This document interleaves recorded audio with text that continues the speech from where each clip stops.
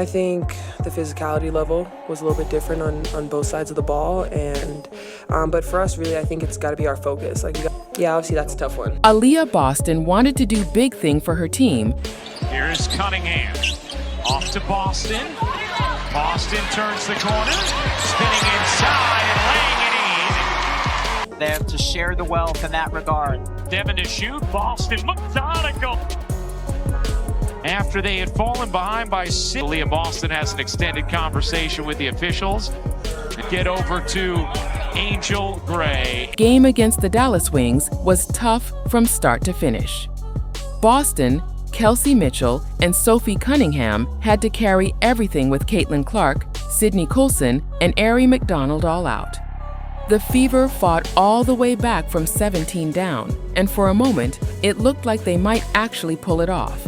But on the last play, it all slipped away. A quick shot, no timeout, and a couple of calls that didn't sit right. 7-0 Indiana run. This does get the call. I thought this might have been an offensive foul. Howard for the fan. Challenging this call, but they didn't. Imagine trying to run an offense when every single point guard you've got just vanishes. That's exactly what happened to Indiana. First, Caitlin Clark had already been out since July with a groin injury. Then in Phoenix, things got even worse. In one brutal night, Sydney Colson tore her ACL and Aari McDonald broke her foot. Season over for both. I mean, you guys are unfortunately kind of familiar with injury updates this season, but I imagine yesterday's was probably pretty tough. Just what's the reaction been from you guys, the players, the coaches, to losing Sid and Aari? Yeah, I mean, first and foremost, just brokenhearted for them. They're two really good people that you hate to see this happen to. They've been an integral part of what we've been doing, and so hate it for them.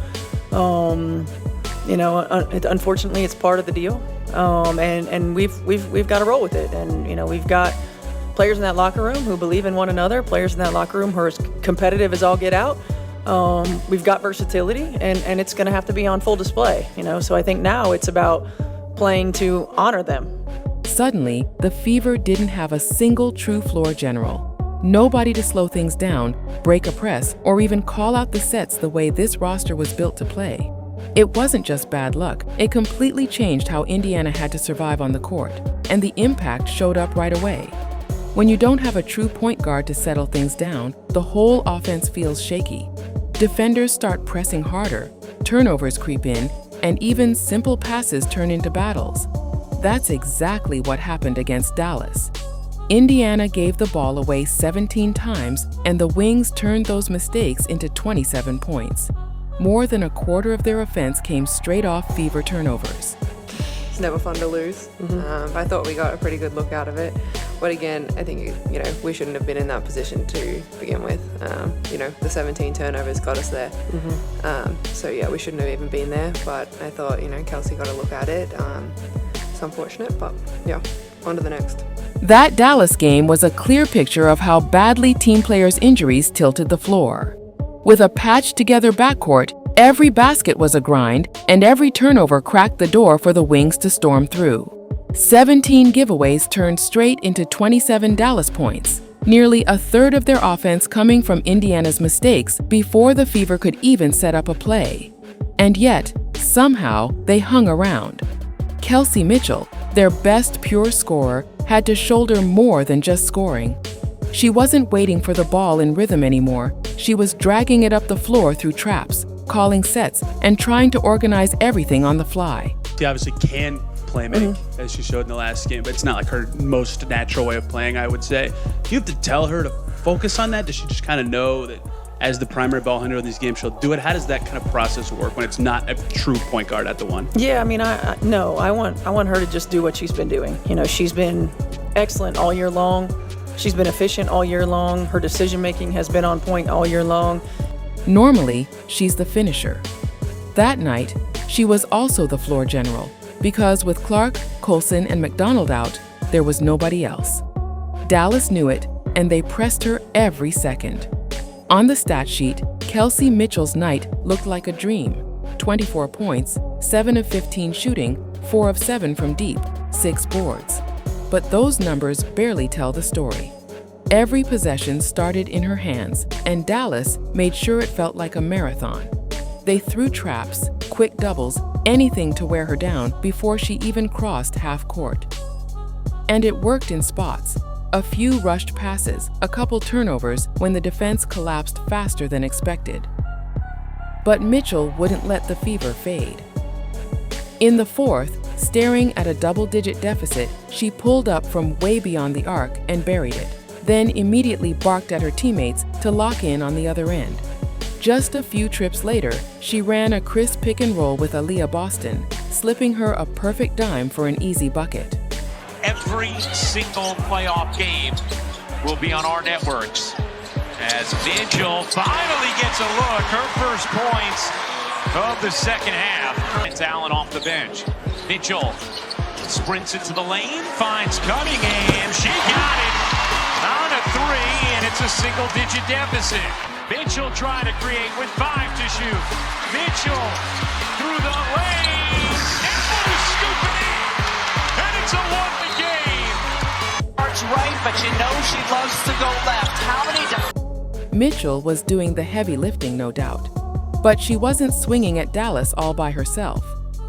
Other Fever players stepped up, not just filling minutes, but changing the feel of the game. Sophie Cunningham was everywhere, dropping 14 points on 5 of 10 shooting, splashing 2 big threes, and doing it all with that trademark edge. Every bucket came with a little extra attitude, diving on the floor, talking after contact, showing exactly why her coach praised her fire afterward.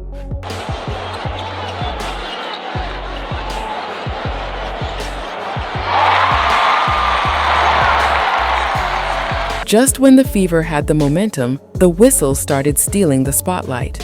Sophie Cunningham got hit with a flagrant on a closeout against Buckers, after review no less. The irony? Earlier in the game, Buekers herself had a similar landing space foul that got upgraded. Same play, different verdict. Head coach Christy Sides didn't mince words afterward. She said out loud what Fever fans have been shouting all season. Kelsey Mitchell gets grabbed and bumped on every single possession off the ball, and nothing. And Aliyah Boston? Sides flat out called her the most poorly officiated post player in the league. It wasn't a rant. It was sharp, direct, and left zero doubt about how this roster feels about the way their stars are treated. Physicality, we even talked about it pregame. How disruptive maybe was that to both maybe the flow and what both teams were trying to do and find a rhythm out there? Yeah, I mean, I think it was a physical game, you know. I think there's a double standard in how people get their calls. I think Kelsey Mitchell, number one, is held or chucked on every freaking possession and never gets a call off the ball. I think Aliyah Boston is the worst officiated post player in the league. She never gets a call. This wasn't a heavyweight matchup. Dallas is sitting near the bottom of the league, a team most people figured would be focused on draft lottery ping pong balls, not crushing playoff hopes. Indiana needed this one to keep their footing in the standings. Instead, they slipped to 6th with just a few games left, and the playoff race suddenly feels like it's closing in on them. And yes, some people are pointing fingers at Stephanie White after the loss. Should she have burned that timeout earlier? Did she trust her players too much in crunch time? Fair questions, but let's not forget, she's been steering a roster missing 3-point guards and still has them in the playoff picture. That doesn't happen by accident. The Fever have been talking all year about how much this group has grown under her, and that fight we just watched, that fourth quarter surge, proves they haven't quit on her for a second. The bigger question is what happens next.